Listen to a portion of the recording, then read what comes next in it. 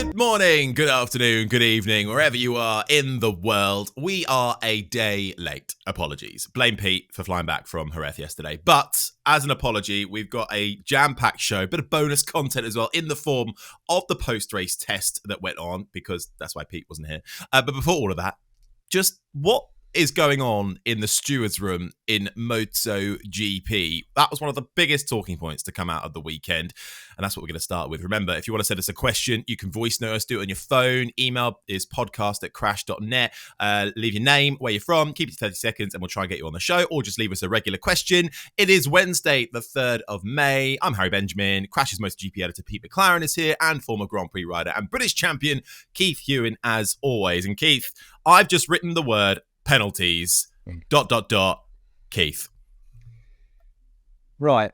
Normally I'd go off on a rant, wouldn't I? That would be my normal style in these things, and cynical as hell. But this is too serious to take the entertaining view. I'm fed up to the back teeth with the amount of negativity that we're getting around the world on podcasts, on various publications. It's not about criticising the situation. It's about finding a solution to it. And at the moment, there isn't an obvious solution to how these penalties should be levied. I know Freddie Spencer really, really well. He's analytical. He's careful. He thinks about every detail. We talk about, lap times to the third decimal point. He is to the 6th decimal point in everything that he does. I think communication is poor coming out of the steward's office. I think communication is poor in that we don't get a reason why we get exactly the penalty or why we don't get the penalty. And I believe that the first thing that the stewards need to have is a PR person, a single point of what has actually happened and why it has actually happened. I think Dorna have dropped the ball with that massively. They need to spend more budget on what's going on. Now, what you've got to bear in mind is that there is a rule book to start with that they obviously apply. There is a process to what's going on. They are trying to apply that process while the race is going on. Blimey, it's only 40-odd minutes anyway. You could spend 4 hours looking at some of these moves and still have difficulty in coming to a conclusion with that. You've also got to consider that in the Rider Safety Commission that we have on a Friday night, usually at a Grand Prix, where all the riders are invited to come in and they all talk about, teams come in and talk about, issues. The riders have always been going on about needing stronger penalties. They started this in as much as that they wanted stronger penalties. Some of the criteria that are being used in some of these penalties, the Jack Miller, Jorge, Martin situation where he didn't touch him. That's why he didn't get a penalty. Whereas Bagnaia touched Miller. These are tiny, tiny nuances that the likes of Freddie Spencer understands, but the rest, including myself half the time, don't. You look at it and think, hang on a second, that's the same bloody thing. And that's a different penalty. Inconsistency is the biggest bleat in the paddock nowadays.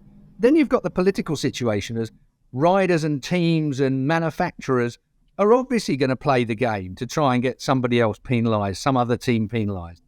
I mean, Danny Aldridge is the luckiest man in the world at the moment. He's technical director and obviously there to apply the rules as far as technical is concerned. And all the focus at the minute is on who's elbowing who out on the racetrack and who's getting what penalty or not getting what penalty. I believe, and as I've said it many times over these podcasts that we've had, is again, as a solution, the riders are the ones that are doing most of the bleating over whether the penalty is strong enough or not strong enough or inconsistent or whatever the words they want to use. So therefore, they need to take more responsibility in the outcomes. The problem you have with that is obviously they're on the track at the time that these things are being issued. So if we've got a situation where it's an obvious penalty, Freddie Spencer and the stewards can make that decision there and then, and we get an in-race penalty.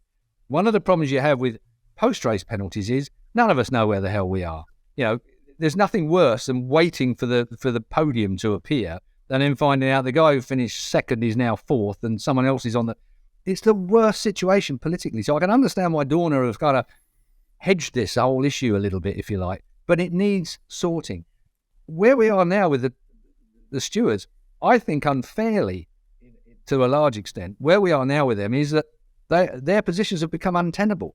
I think their credibility now within the paddock has reached such a low level that it's almost that whatever they do, right or wrong, is always going to be wrong. It's a situation where most of the teams, most of the fans, most people are criticising, bloody hell, would you be Freddie Spencer? I would have loved to have been Freddie Spencer a few years ago. I'm not sure I'd love to be Freddie Spencer anymore. Just from the fact that he's the headliner in the Stewards. There's three of them anyway, but you never even know the names of the other two that are there with him. Freddie's the one that gets all the poop dumped on him. So, solutions is what I started off with. Where you find a solution. The only way you can get a solution here is by getting up-to-date riders involved in what's going on. Like, for instance, perhaps all of the riders in all of the classes need to vote for 3 or 5 or 7, an odd number, of riders who are able to give their opinion post-race. If we've got a situation where it's so contentious, we don't know what to do with it, so therefore we're going to defer the decision on that particular penalty until later. If it's obvious, it can be delivered there and then. That's never been the problem. And I think the problem is that even when that decision is given, that penalty is given in race, and I've just made the example, the reason why one got a penalty and one didn't for what looked like a very similar move was because they touched. That was the line that was crossed, if you like. And that was why one got a penalty and one didn't get a penalty. Why did Morbidelli get a penalty? The problem you have, riders have screamed in the Safety Commission that they want stronger penalties against dangerous riding. That's fine. I went to a bit airy there, didn't I? With dangerous driving. Dangerous riding is because the riders asked for it. Now that they're getting it, Morbidelli up the inside, hang on a minute, it was a gap. If you're a club racer, a national racer, or a Grand Prix rider, the second there's a gap, you're going for it. I get annoyed when people blame the sprint race for this. Got nothing to do with that. The only difference is that in a sprint race, you can go for it full on from the start because basically your tyres aren't going to get worn out by halfway. You've got a full on, low fuel level or lower fuel level and tyres that are going to last you right to the end. Whereas you might just take it a little easier on the front tyre, a little easier on the rear tyre during a long race because you're going to have no tyres left by the end of the race if for fighting with, if you go flat out right from the very beginning. If there's a gap, a rider's going to go for it. You're never going to change the personality of these people. You're never going to change the competitiveness of them. I heard Nikki Kovac, who I have a great deal of respect for her. I've got to say, she's quite a good journalist, and we've all enjoyed Nikki's stuff in the past. And she spoke with Brad Binder, and Brad Binder apparently said, and again, think of this as a political conversation, even though it's coming from a South African who normally is fairly well straight down the line and, point the bloody thing straight at you when he's pulling the trigger. But the point being is that he said he kind of double thought about making a pass on Bagnaia on the last corner of the last lap because if he touched him, he might get a penalty. Now, I happen to think that if he had tried from that far back, they'd have both ended up in the dirt and the penalty would have been self-serving straight away anyway. But the point is that it's hard for me to understand or believe even that a rider is thinking about penalties when he's out there riding the bike. It's something that you go for. It's instinctive. It's reactive. You have no time to think about the manoeuvres you're making at that speed, at that pace, with that grip level and that angular lean and that braking point. You just don't. It's a situation. It's absolutely natural. It's not, well, I might do this or I might do that. You don't hold a committee meeting in your head when you're aiming at the inside line and someone's left a little bit of a gap there. You just go for it. And then the penalties ensue. So, riders must take more responsibility. If riders want things to be more their way, then they've got to get more involved with it. I mentioned the Safety Commission earlier. Safety Commission. You remember Bradley Smith used to say that, riders were whinging about what was going on and stuff that was getting passed through, and they wouldn't turn up. Bradley Smith would go every Friday to every Safety Commission, and half the riders in the world wouldn't bother turning up for it. And the same thing regarding this penalty situation. Riders must take more responsibility for what's going on off track. On track, you're never going to do anything about it. You can give them penalties, you can give them penalty points, you can put them on the back of the grid. They're still going to go for the gap. And if they don't, then when all things are equal, they're not going to win races. This is about everything. The minutest of timings nowadays makes the difference. And that gap early on in those laps to get yourself to the front is everything. It's what counts. Yeah. Keith makes a good point there about, having the riders discuss more and be more involved. But surely that's going to be a little bit biased. And this is my ding, ding, ding Formula One analogy. In Formula One, in the stewards room, you have a driver's steward, which is normally like a Derek Warwick or a Tonio Liuzzi or whatever, who is there to give the driver's eye view. So does MotoGP have that? And if not, then surely that could be the solution. Do you want to say something, Keith? I just wanted to clarify slightly, Pete. Thanks for that. I mean, it's just one of those situations where the riders, from my point of view, if they want to get involved, if they want this opinion to be out there all of the time, if they want to challenge these decisions made by the stewards, then they must get more involved. So therefore, they must vote. If it's a penalty that can't be given until after the race, then the riders need to be involved in that. And if you've got 3 riders, 5 riders, for instance, in a voted for, that is your voted for committee by all of the grid, they have designated those 5 riders. If 2 of them don't turn up, at least you've got 3 of them that can do it.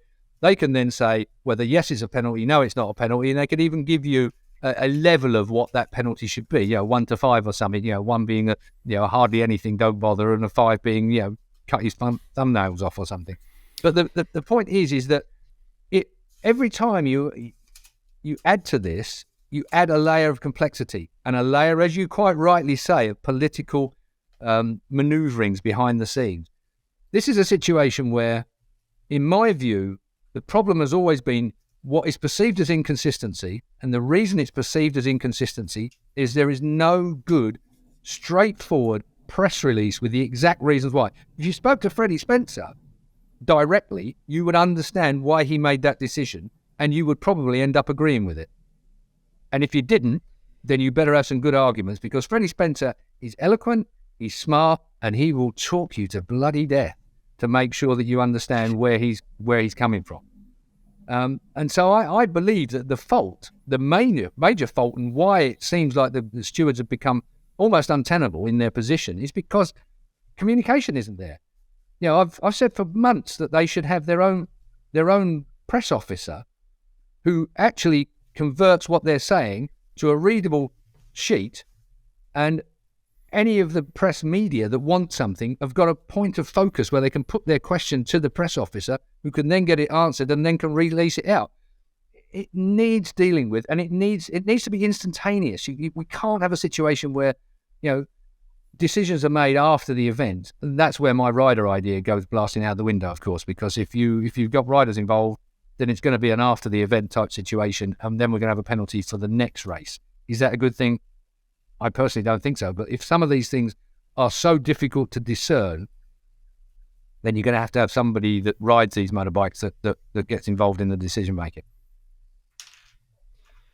I think communication absolutely is the key, isn't it? And I mean, forget us, if you like. First of all, with the riders, as you say, Keith, they don't understand where the line is, or they don't understand why a penalty is applied in one case and not another. Now, Jorge Martin sort of gave away that there's going to be a meeting with the FIM stewards at the next Safety Commission meeting on Friday at Le Mans. Now, that just came out mid-conversation, and everyone, we were all just stood, the media, 10 of us or so around him, saying, oh, right, okay. And then, of course, asked other riders, and they were kind of like, yeah, it seems so. Now, again, there won't be a press release on that. This is as Keith mentioned, the Safety Commission meeting is behind closed doors, so they can speak freely and everything else. But the idea, presumably, is that they will thrash out with the riders exactly why penalties happen and why they don't, and all these kind of things. Because, as we saw on Sunday, sometimes, as you say, Keith, there was the if we take away the start line instance, let's look at the Pecco and Jack, where he had to give the place back to Jack. But then Martin, when Jack lunged at the inside, Martin took evasive action, if you like, that perhaps cost him the win. And so they didn't touch, but they didn't touch because he made way. If he'd have held his ground, it would have been the usual last corner at Jerez banging into each other thing. And then, should Jack have got a penalty? So difficult one. And I think that's it. And Nicky was absolutely right. I was at that debrief with Brad Binder, and he did say it was in my mind in those last laps, coming into that last corner.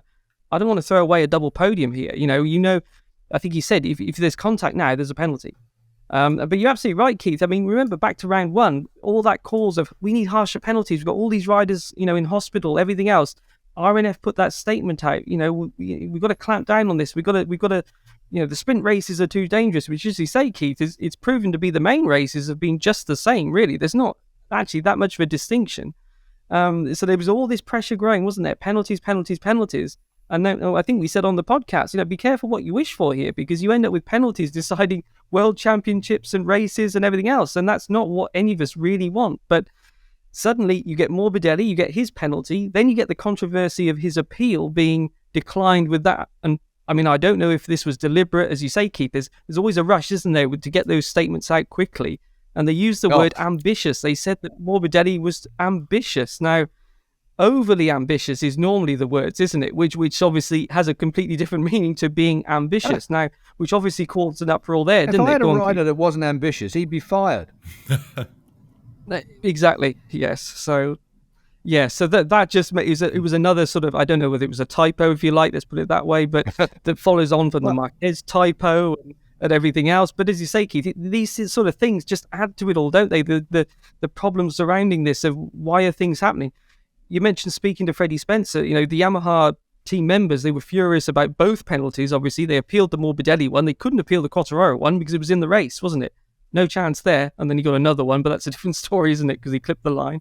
But anyway, they went to race direction. They insist that they were not convinced by the explanation they got. And actually, I think Meregali even claimed that maybe the stewards were sort of second guessing their own verdict. So I think, there was a lot of unhappy people after the race on all sides, even Ducati, with Pecco getting that, even though he won the race, of course, So you had the people that won the race that weren't happy. You had the people who like Yamaha guys that were near the back that weren't happy. So, there's a lot of things that need thrashing out. And as you say, Keith, communication is the key. It would be great to have other riders involved, but you get problems with riders on the same bikes. What about if a Ducati rider, is he going to say a penalty for another Ducati rider or another rider of the same nationality? All those vested interests come into play, don't they? But I mean, it's a great, if there is some way of neutralizing that and getting some input. But then, of course, we went with the stewards, as you say, Keith, for speed. Before it was Mike Webb doing everything, wasn't it? Running the whole race and doing all the penalties. The only problem with it was the speed with which Mike could take those decisions. That's why they made the FIM stewards thing was a big part of it, wasn't it? Get the decisions made during the races and out the way. But as we've seen, it hasn't really worked like that. Well, the other problem is no one wanted the job.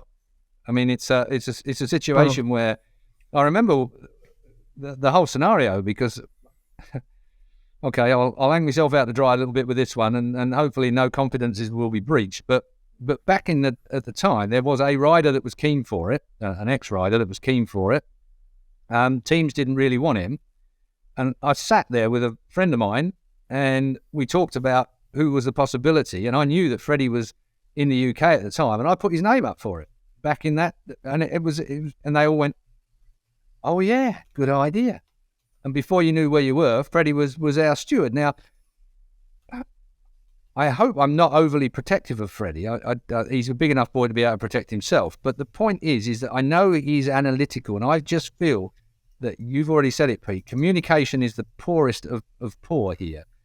They are under an enormous amount of pressure now because there's action throughout the field. Back in the day when you had dirty, great 5-second gaps between riders and all the rest of it, really easy to make decisions about stuff. Then you got sit back in your chair with your feet on the desk and scribble down how you think it ought to be.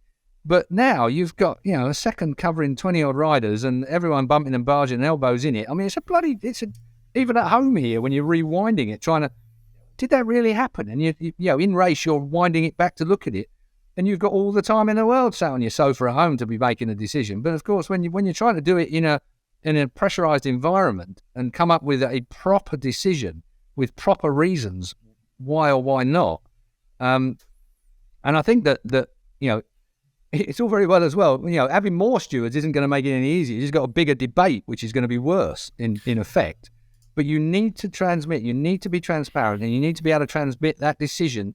The reason why, the exact reason why, straight away. If you've made the decision, therefore you know the words you need to use. But they've already tripped themselves up with the Marquez penalty. They can't even write it down properly. It should have been penalty next race, not penalty in bloody wherever it was that the next round was. It was a situation where Marquez and Honda will effectively get away with the penalty. They haven't because he's obviously been out through injury since the action. But the point being is that they should have someone there who will disseminate that penalty there and then and put it straight out in the domain. The teams will know then whether they can make a protest or think they can make a protest against it straight away. If we're going for instantaneous bloody information, it needs to have a credible... I mean, Tim Walpole, who used to work for Michelin, he got let go ages ago when they took the PR in-house. Tim Walpole, he's sitting in his house about 10 miles from where I live here, watching TV, when he would be an ideal person to be able to put that information out there in a form that everybody understands, including, the fans deserve better. It's not just the riders and the teams behind our fence that deserve better. The fans deserve better. Everybody paying subscription, everybody coming in to watch the races.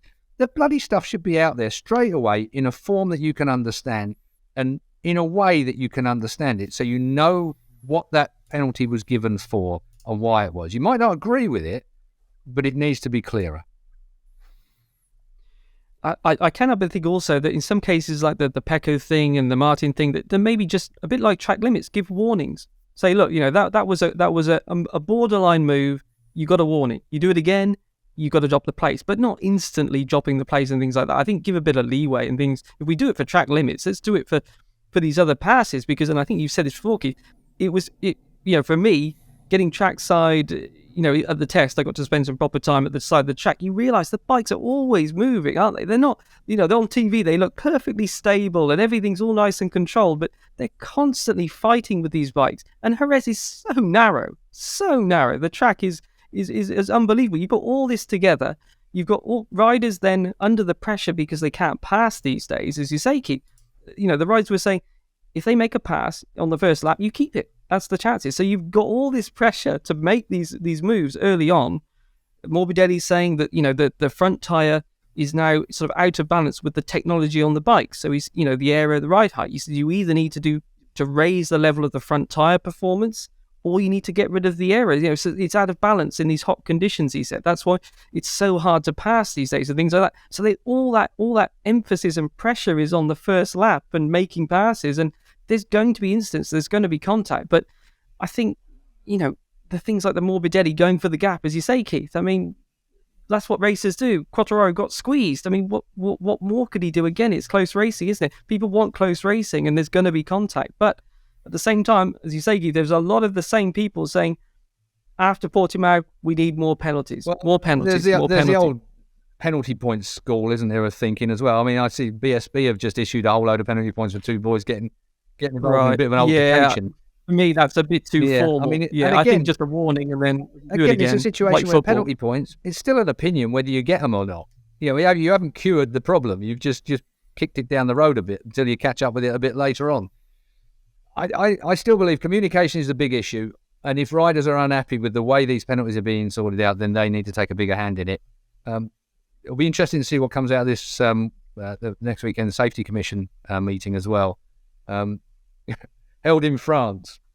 I love the way the French are quite, how should we say, militant as well. So that could be quite an interesting day. Maybe Zarco will sing to them and play his guitar and be soothing. Smooth it all over with Zarco. I just think surely having somebody, I know obviously Freddie Spencer is a former rider and a very successful one, but and I know you also say that adding somebody else in is not going to solve the problem. This won't. But having a recent, what I'm thinking is get Petrucci in for a couple of races, or get a Gintoli in, or get an Alex Lowe, somebody who knows modern day racing and the requirements of it, and who can be there as a guideline and have a little bit of influence in the moment. So perhaps more penalties can be decided if they are given within the race, rather than what you're suggesting, Keith, in having them all after the race with the active riders involved. I think I absolutely agree with you. Freddie Spencer is a man who does know what he's on about, but the other two guys, it would be debatable. The point being is you could have Dani Pedrosa in there if he wasn't riding, for instance. Now, Dani, everyone would trust straight away. It'd be quite a nice segue as to where we can go in a minute with all of that. But it's kind of one of them situations where, yes, I mean, I've always said that you need an up-to-date racer, but even then, you'll get opinion. If you had, say, Jeremy McWilliams in, Jeremy McWilliams, being slightly old school but still knows what he's doing and still bloody fast on a motorbike, would allow for a bit more rubbing than, say, Aleix Espargaro, who would be bloody, you've come within 3 inches of me, you'll penalty. It's a situation where again, it comes down to that opinion. This is bloody motorbike racing. The one thing that we don't want to see is the crowd, the fans, the subscription payers pissed off. And they are. Everybody's had enough of it. And it's been allowed to get to the point where this voice has got louder and louder and louder and louder. And we need a solution of sorts. I don't think every single incident is minutely different. We're making comparisons to the Bagnaia pass, the Jack Miller pass, We're making comparisons, but they're all different, completely different. You're right. Aero is something that the old school riders have no understanding of, none at all. Half the problem with Bagnaia in Kota is probably more down to aero than it is down to, when he said he hadn't got what he wanted, they made the bike too good. It's because it takes away some of the feel, takes away some of the natural characteristics of a motorcycle when you're starting to deal with something like aero and ground effects and so on and so forth. It's a different thing from anybody's day, because it is absolutely prototype right now happening and being developed. So these riders are pioneers on motorbikes that feel perhaps not so motorcycling. They haven't quite got the feel that they perhaps had before. So things are changing at such a rapid note. But there are things at the end of the day that haven't changed. Ramming up the inside, for instance, is the same in 1950 as it is now. So the point being is that those kind of decisions can be made easily. Look, at the end of the day, penalties are here to stay. We can't have no penalties because it would be like bloody some medieval war. And there are some riders that are prepared to go just a little bit harder than anybody else. Marc Marquez back in the day. Valentino Rossi back in the day. If I had £1 for every time Valentino Rossi shot someone up the slip road, I'd be wealthier. Get Rossi in the steward's room. He's not up to much now. Well, I don't know. I haven't been watching him in cars. He might be exactly the bloody same. He might be sending them up the slip road in the cars as well. But the point is that when you have got a brilliant competitor that is prepared to stick his neck on the line as well as everyone else around him, trying to cut that back with a penalty, Moto3, how many penalties did that lot get for God knows how long before it all started to calm down? It made no difference at all. We put it down to their age. I think in MotoGP, the quality of rider is so high that quite often they get away with the kind of things that in Moto3 or even Moto2 to some extent, they wouldn't get away with. They'd all be falling down on the floor. It just seems to, the quality of riding is so high. Pete said it earlier on, careful what you bloody wish for. We've been wishing for this kind of quality racing forever, as long as I can remember. We've got it. The rules package, the quality of riders. And what are we thinking about? We're not thinking about all the unbelievable innovations that have come this week. We're still talking, the first half hour of our program is talking about something negative. That should stop. That must stop. But we should just finally say, of course, the poor guy that lost the most, Miguel Oliveira. I mean, injured again, just unbelievable bad luck for him. Dislocated shoulder, and then we heard the day after that there's a bit of a fracture as well. It's a bit worse than they thought. So presumably, having already missed Termas when he was taken out by Marc Marquez at Portimao, you've got to imagine he's going to miss Le Mans. And they had the pretty test rider, Lorenzo Savadori, on Oliveira's bike at the test, which you assume is a bit of a dry run to replace him at Le Mans. But let's hope that Oliveira's back soon. Yeah, he had a sensational comeback in Texas, didn't he, with a ride to fifth in the end. So Miguel, so fast on that. Let's not forget, not the factory bike, but the RNF Aprilia bike, and doing a blinding job. But sadly, luck not going his way. You mentioned Dani Pedrosa, Keith. Do you want to finish off penalties, or are we done with that? I'm just wary that it's half an hour on penalties, and I feel like the bottom line is actually we're never going to get a sweet spot, because in all of top flight motorsport, there is always an argument at some stage about penalties. But I think we can all agree there needs to be some sort of change to allow things to be more consistent and fairer. Consistency, clarity, those are the two things really that need. Easy to say, two easy words to say, but very difficult to achieve. Done. I'm done. Right. I'm done with the penalties. The Dani Pedrosa. We'll draw a line under it. Sensational. He was, sensational. It's funny when you look back. He never had an HRC, a Honda Racing Corporation job to go to, because they didn't feel he was the stature, the physique of where they wanted to go. They wanted a bloke to suit their bike rather than a bike to suit their bloke. Which is pretty short, pretty Honda actually, thinking about it. I mean, they're always a situation where engineering-wise, they're fantastic engineers at Honda, but they do want things to be exactly their way. Ducati, if you go back to the days of Casey Stoner, he was the only one that could ride a Ducati because that's how they built it. And so, therefore, he was the only bloke that could ride it. At Honda, it was only Marc Marquez that could ride a Honda for quite some considerable time. And I think Dani Pedrosa, I mean, have you ever seen a more popular situation than at the weekend? I certainly haven't. I mean, the little samurai was accolades everywhere. I mean, to be the fastest man the first day, and you went, what? He goes out there on a KTM and just blitzes everybody. And it... I suppose it also begs the other slamming that we ought to have and the rest of the world ought to have. I mean, where did the world get it so wrong when it came to KTM? I mean, like KTM, on nobody's lips was the fact that KTM was going to be anywhere in the hunt this year at all.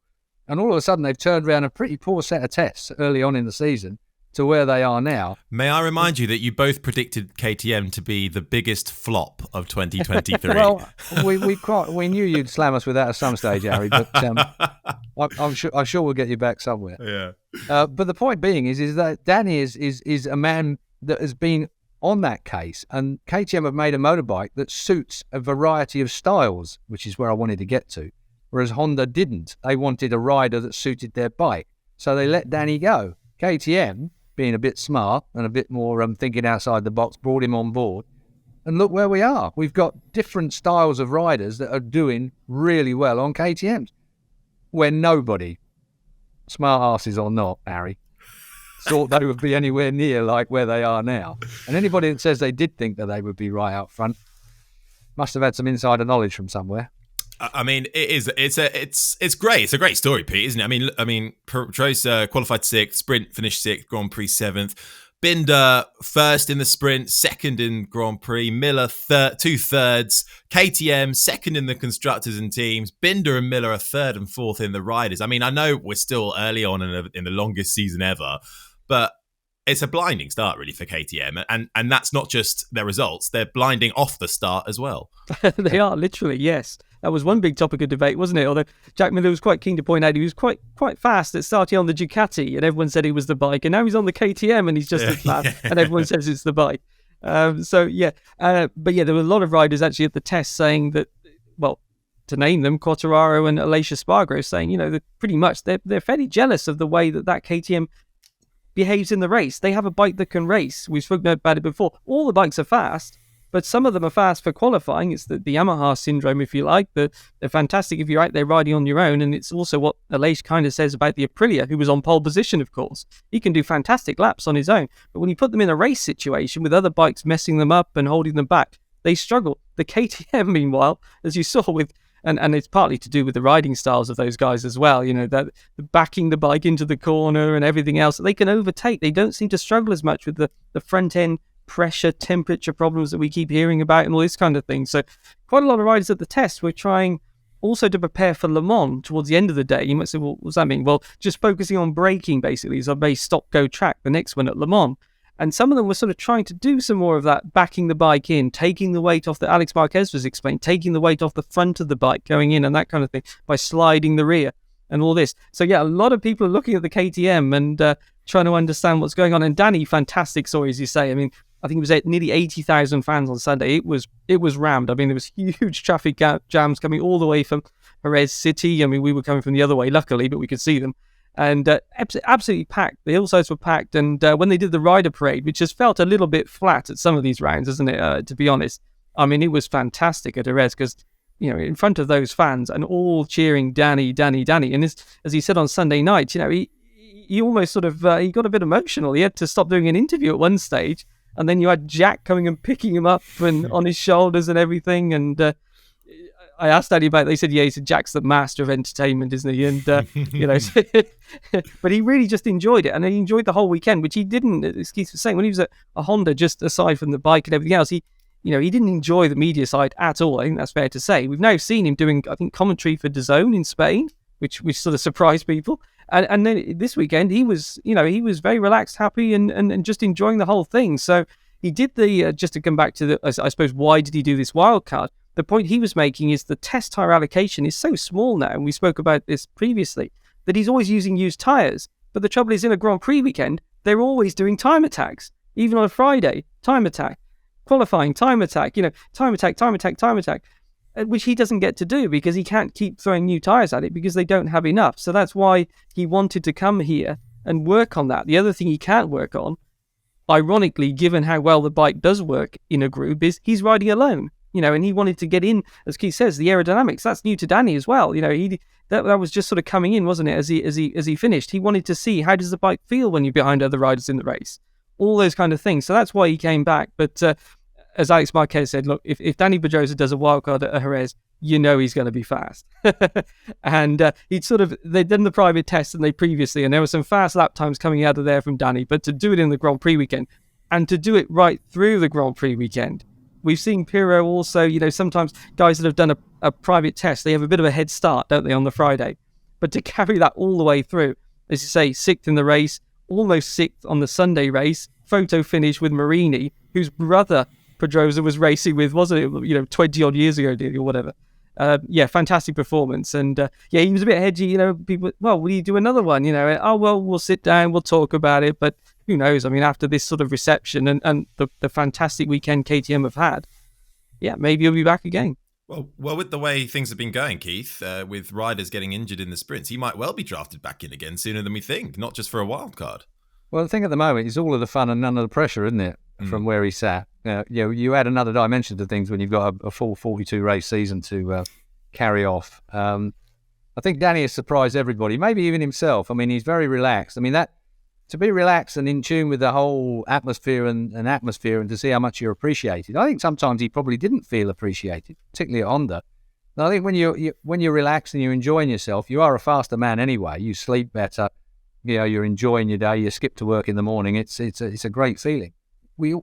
He comes from an era of aliens. At the end of the day, the race wins that man has had, and the quality of his riding, is unquestionable. You can't say anything bad about Dani Pedrosa. He's a brilliant rider that had to fight through injury, the kind of pioneering operations on his arms that no one had ever heard of before.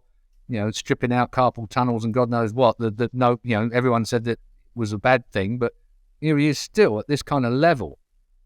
And particularly when we've said before how close it is now, and you mentioned it there, Pete, earlier on. But being in amongst people is a lot different from having the track and the lines to yourself. You are so right. And that Aero situation, you go back to Phillip Island, Bradley Smith, when Aero was really coming to the fore, and how much it was moving bikes around. When you're getting into someone else's dirty air, how much difference that made to your performance on a bike. And being little, 48 kilos, blimey, It's I think that's the same weight as my missus.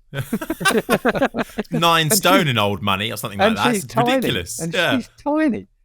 So it's kind of, just as an aside, we're all stood in those zigzag type lines at an airport waiting to go through immigration one day. And so every time you walk, how you walk past your mates, you go, how you doing? Good to see you again. Yeah. So every time Dani came past, it was a nod.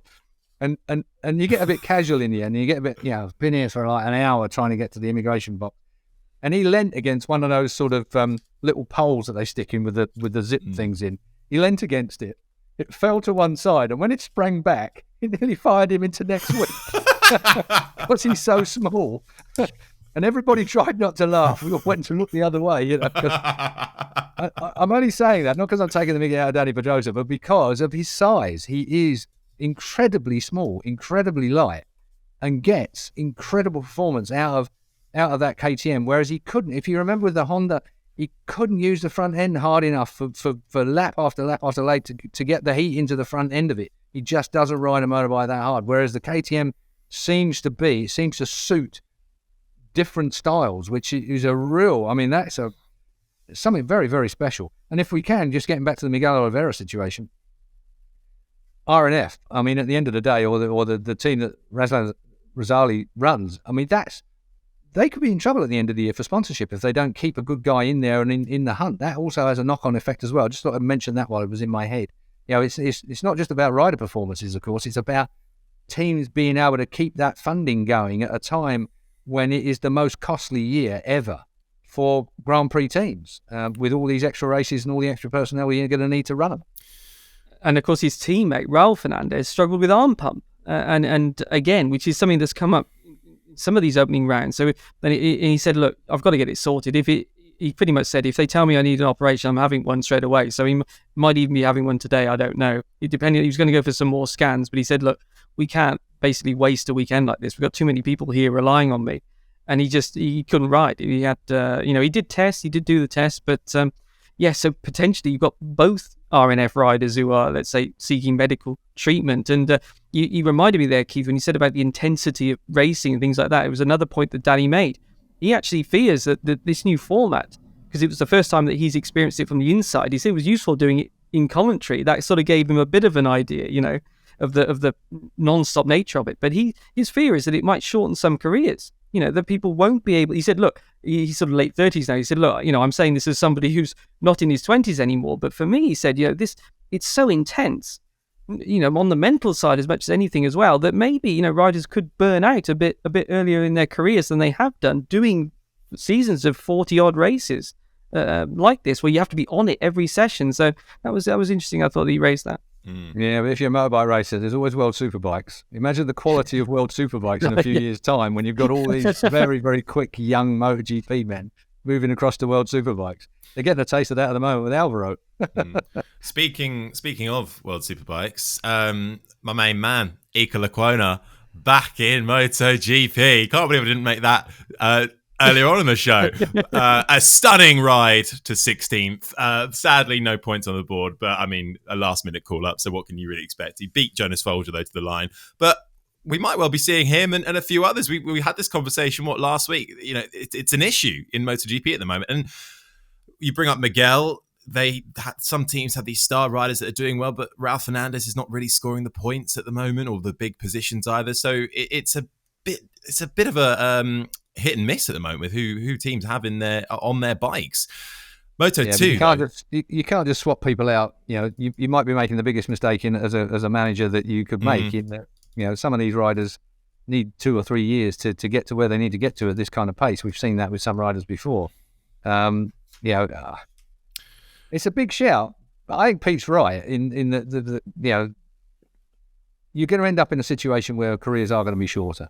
I think that is for some. Here today, gone tomorrow, and down to World Superbike or somewhere like that, I would imagine. But it's going to be good for World Superbikes. But MotoGP, there's such a logjam of talent coming up through Moto3, Moto2 as well at the moment. How good was the Moto2 race, eh? Go on then. Sam Lowes taking control. Spanish Grand Prix returns to winning ways since 2021. Acosta second, didn't have a response for him. No, he didn't have a response for him either, and he admitted it at the end. He said Sam was on fire. I think the thing you got to remember, Sam Lowes has always been brilliant around Jerez. Me and Julian Ryder went to stand out on a very cold, I think it was February test, when Sam first came to Moto2 on the speed up, and now the Bosco Scuro, of course. But he was incredibly fast through that last sector, incredibly fast. That was when he first came to Moto2. But then moving on, he's had such a hard year last year. And again, like Dani Pedrosa, the reaction in the paddock was fantastic for Dani, very welcoming. But the reaction in the paddock for Sam Lowes to win that round was spectacular. I mean, when he set pole, I've never seen Sam that emotional in Parc Ferme before. And again, he got a grip on himself when he came to winning the race. But even then, it was a breakout moment. And to hear God Save the King is always a little bit special. I think I know the Italian and Spanish national anthems better than I do my own. Well, I mean, it was certainly great to see Lowes. Happy for certainly the Brits all round, wasn't it, Pete? Alonso Lopez third. Bad days in the office, though, for Foggia, Guevara, Agura, Vietti, not getting the results they needed. No, but Agura was unlucky, really. I mean, he's obviously reigning title runner-up. He was looking competitive. He's struggling with his wrist injuries. A lot of rumours it's a really complicated injury and things like that. Looked like he's finally getting his season sort of underway, fighting for the podium. And just a slight touch with Arbolino's wheel as Arbolino passed and down he went. But otherwise, he would have been up, I think, third or fourth. So, yeah, he was really unlucky there, Agura. Lowes, I think you could probably say best win of his career. I mean, that pole up, as Keith says, that qualifying to beat those guys of the quality of Acosta, who is again being talked about for MotoGP for next year already. Will he be on the grid on a KTM maybe, which is sort of surprising people because there's no spaces. So would you then need another KTM team? But anyway, there's the point is Acosta is a massive star of the future, and for Lowe's to beat him and control the race in that way was what made it so impressive, I think. And as Keith says, he's been through so much, so really deserved it, and really happy for him. How nervous were you though, Pete? I've got to say that I sort of retired to the back of me sofa because you just, so many times, Sam and Alex for that matter, have been in that position where, let's put it this way, an unforced error has caused a major disaster, and you just hope that we're in that position where he relaxed, got down to business. He was sticking them times in at the end that were really very, very fast for worn tyres and the length of the race it had gone, and you just feared that he might make that mistake. No mistake this time, and I'm just hoping that he can carry that momentum forward now, because Sam is world championship material. There's no doubt about it. Sam Lowe's is a quality rider. He's been a world champion before. I mean, we all forget that in World Supersport. Dismiss it if you will, but still it takes he's won a world title against good guys.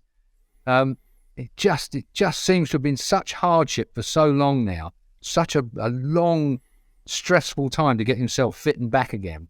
And now that we're on the proper Grand Prix series, should we say, now that we've done away with your Cotas and your Argentinas and all the rest of it that are tricky to sort of predict. Now moving forward, Le Mans next time round, maybe Jake Dixon will get that win at Le Mans after all. A few years later than he should have done, but anyway. Better late than never. Well, I mean, that win for Sam Lowe's has rocketed him up the standings. He's now in 5th, 43 points. Acosta leads just, and I really mean just, they're tied on points with Tony Arbolino for 74 at the top. Then it's Canet and Lopez. Lowe's, Salach, Dixon in 7th, Chantra, Albertarinas and Gonzalez round out the top 10 in the riders at the moment. Let's talk Moto3 because it was Ortola who left it to the very last lap to make his move. Takes a second win in a row in Moto3. Alonso making history as the first ever Colombian rider to feature on a Grand Prix podium, and Jaume Masia coming home in 3rd, Keith. Yeah, Ortola is a little bit special, isn't he? He looks like he's got that end of race fight in him that is spectacular, and quality ride. I mean, Kota was spectacular, obviously, because he did what he did. He was out the seat and gone to the moon and back before he got himself all in a straight line and came through to take the win. But this time again, it was well judged. You kind of had it in your mind that he was going to be able to do what he had to do in the closing stages to get the win. So you can't say better than that. Jaume Masia, about what you'd expect from him around Jerez. And the Colombian, well, yeah, you're right. It's been a long time since we've commentated on Colombians. Well, always good for MotoGP to expand into new territories as well. So hopefully that will bring up the performance there. I just noticed, Pete, it was Kelso made a return, didn't he, in Spain with 18th after that. I mean, really great start to the season for him, but that horrible incident on the finish line, wasn't it? So good to see him back on the bike. It was only an 18th finish in the end, though. Yeah, that's right. Yeah, it was scary, wasn't it? That the accident at Portimao where he...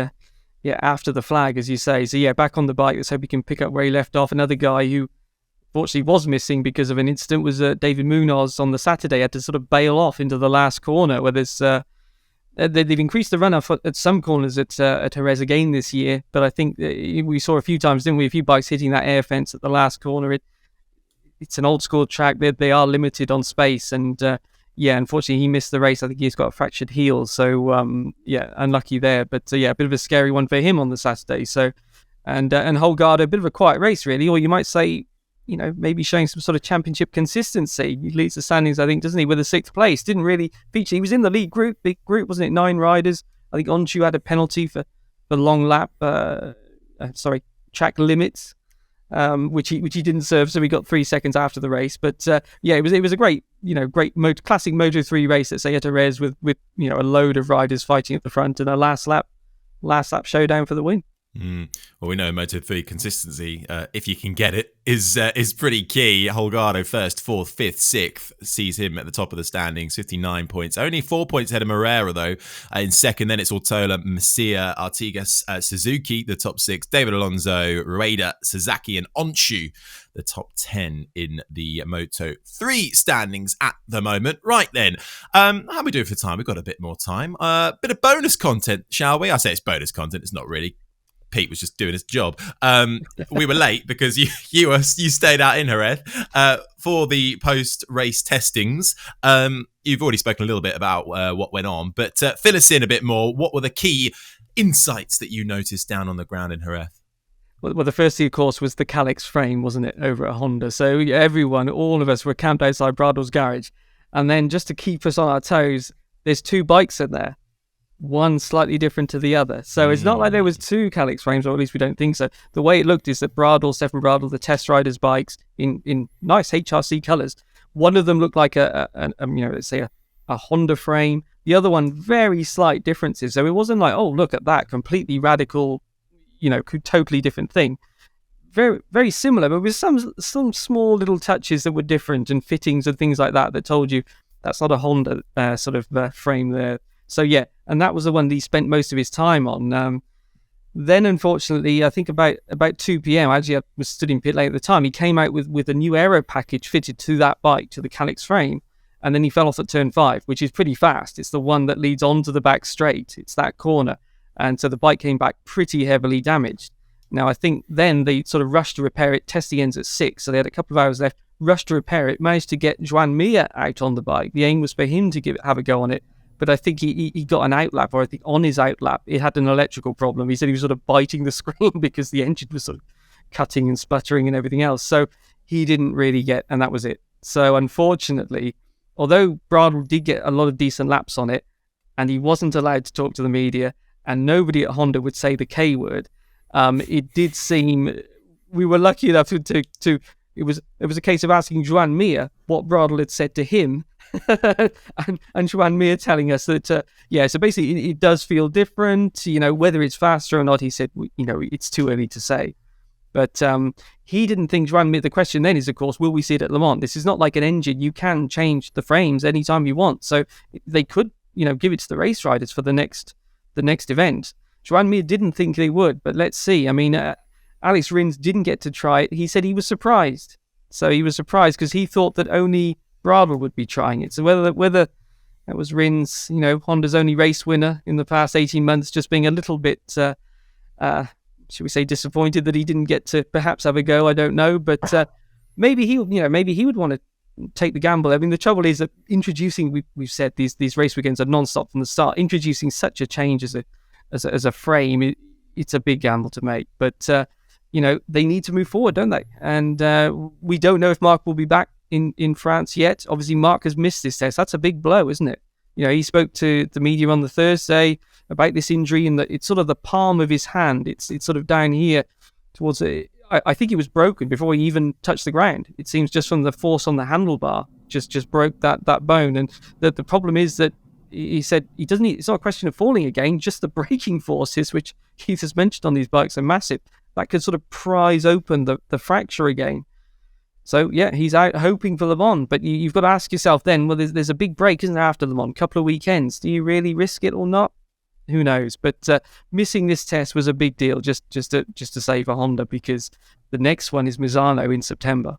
So tricky place, Le Mans, as well. I mean, the weather is always something. It can be cold, it can be wet, it can be absolutely cooking hot. You just don't know what you're going to get until you get there half the time, and even then, it's not doing the same as the rest of the country. I mean, I think the test on the Calyx frame chassis really didn't have any momentum behind it. They didn't seem to have enough time to assess those kind of things. And when you've not actually, they tried the chassis and then put the aero package on it, well, that's going to throw out whatever you thought you were doing with the initial try of it as well. I mean, it's almost like a bloody shotgun cure, isn't it?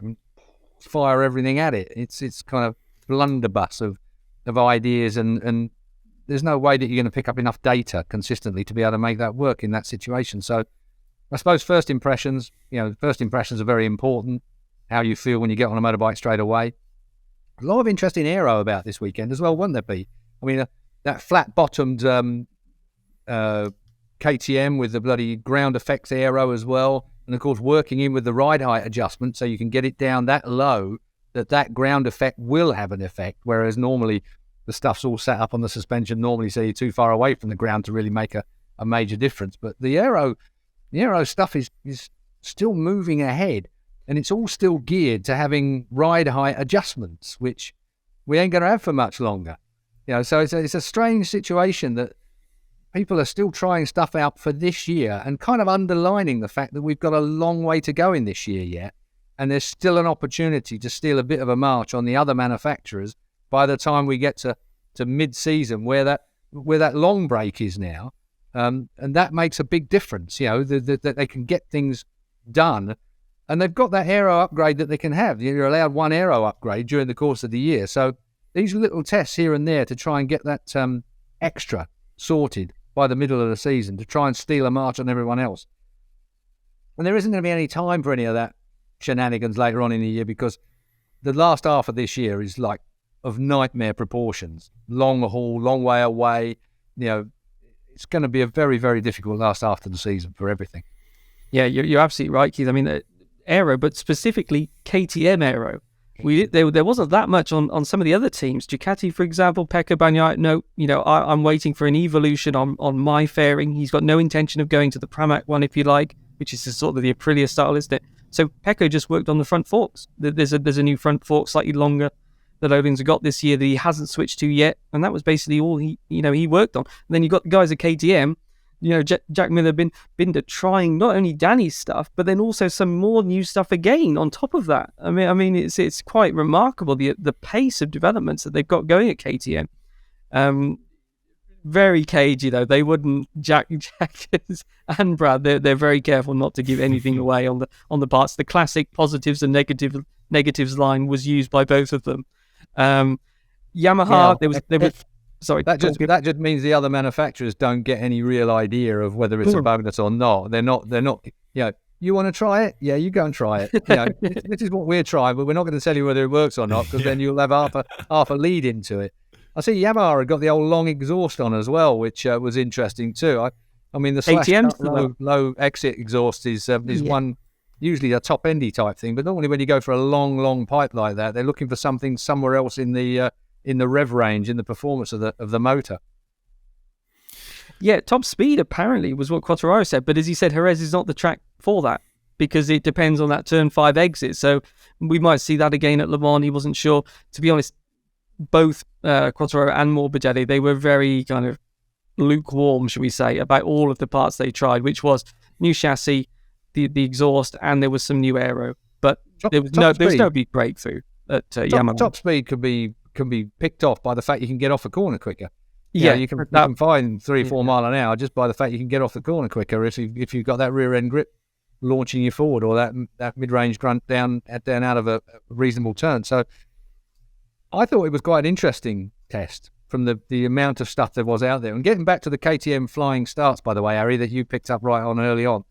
I mean, I haven't had a look at these bikes because I wasn't out in Jerez, but are they really running normal cable clutches on those KTMs? Not the hydraulic ones. And I was told they're running cable clutches. I mean, if they've gone old school, because the feel you get through a cable situation is completely different from a hydraulic one. Someone mentioned to me that they might be running old school clutches on those things, which might be. I mean, off the line, there was nothing to match a KTM. I know it's a short blast at Jerez up into turn 1, but it was unbelievable. From they just got such consistent starts. Whereas the Aprilia is the other end of it, isn't it? The Aprilia clutch, that initial bite and the like, doesn't really work well for the Aprilia. It's something that they're complaining about. So, we're going to see more practice starts coming up in the next couple of rounds, and particularly at Le Mans. At Le Mans, that uphill into that fast old Dunlop turn, you want to start at Le Mans. You do not want to end up in the melee when you get to turns 1 and 2 on the opening lap. Yeah, there were a huge number of practice starts done by the Aprilias on the Monday. It was just constant end of pit lane. As you say, the KTMs, I mean, the Jack was saying, look, it's the riders, it's about the feel. He said, look at how did Folger, Augusto, they're on the gas bike. That's the same. I think Brad and Jack, and as you say, Keith, maybe that is it. Maybe they say, look, we get better feel from a clutch cable. I don't know. I mean, but he made clear he thinks it's the rider. He didn't think there's some fantastic new. Maybe he's just throwing us off a bit, but it's not some secret weapon that they've got on the bike. He thinks it's about the rider because, as he said, he started well on the Ducati, and everyone said it was the Ducati that was good. And now they're saying the KTM. But there were a lot of people interested because Jack, the front wheel was coming up, wasn't it? But he was still driving forward. Yeah. And that makes a big difference as well. Quite remarkable. You're using horsepower and it's pushing you forward. I mean, it's something on the old two-strokes. If you go back to it, if you got it dead on, dead right, it went forward brilliantly. But if you got it slightly wrong, you went to the moon and sometimes back. I mean, the other thing, Dani Pedrosa, moving back to Dani Pedrosa, of course, making all these practice starts as an individual at the end of pit lane and the like is pretty easy stuff. You can hear your motor and everything else, so you can concentrate on your own thing. But when you've got a whole bloody field, particularly if you're not on the front row of the grid, you've got the whole field around you. And everybody, the noise, the cacophony of the whole thing, and you've got to make that work for you in amongst that. And at the same time, you're sliding the clutch when everybody's doing a bit of this and trying to find their way, and it's lifting, it's spinning. It's quite an interesting time for making a launch. So practice starts are great, but not really useful when you're in the pack. You reminded me, the one other thing that I suppose we should mention is there was another tryout of the radio, the in-helmet radio system that they've sort of spoken about a few times. Not everyone had it, only a few riders, Quartararo and Aleix among them. It seems like it's like a hearing aid sort of thing where it sits on the ear. And then Quartararo was explaining you have a headband on to hold it in place. He said it's not very comfortable, but it's light. And he said he could hear everything great.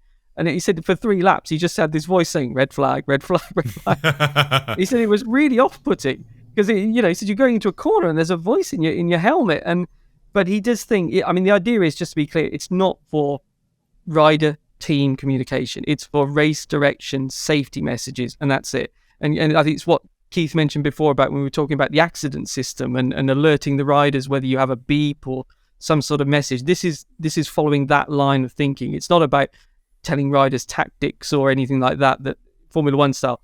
Just about safety stuff because. Again, the riders were a bit mixed, but Quartararo said, look, I don't look at my dash, especially a track like Jerez where you're on the go all the time. I don't look even to change gears. He said, you know where to change gears. You don't need to look at the lights. But then there were some other riders that say they do look at the dash and see the warnings or the long laps and things like that. But yeah, Quartararo said for essential stuff, red flags, oil on the track, bike in the track, he thinks if they can get it working, it will be a good step. Oh. The one for me would be raining at turn 4 or something along those lines. Yeah. When you've got a nice dry lap and the sun's shining and there's some drizzle on one corner. Right. Seeing that flag sort of set way back behind it's too late. The gravel, or seeing the light if it's a flashing light. It's very, very tricky. So I think it'll be a good system. I kind of can't quite understand how it would be awkward with a headband. I mean, can you imagine television presenters wandering around with a headband and the thing hanging on their ear hole? It just wouldn't work that way. We always used to have they put the old wax thing in there and make it to your exact ear. Shape and size, and it can also block out sound. Obviously, that's the idea of it, as well as to hear your director. I can think of a few directors I wouldn't want to hear. Imagine Freddie Spencer here. I'm just going to talk to you about penalties. No! into a wet turn 4. Well, look, it's 22 points at the top. Bagnaia now has a gap of between him and Marco Bezzecchi. Then it's Binder, Miller, Vinales, Marini, Martin, Rins, Zarco, Marquez, the top 10. We await. We got a weekend off. We wait to hear what the latest will be with Marc Marquez, with Enea Bastianini, with Pol Espargaro as well. So still riders out. We know Pol Espargaro had that hefty hit, so we think that's going to be a bit longer, but we'll see. We got a weekend off before we come back for Le Mans. In our own prediction standings, well, it was damage limitation for me. I managed to scoop a couple of points. Thank God for Pecco Bagnaia. Keith, a big winner here. We're now equal on points with 9, thanks to your Pecco and your KTM pick.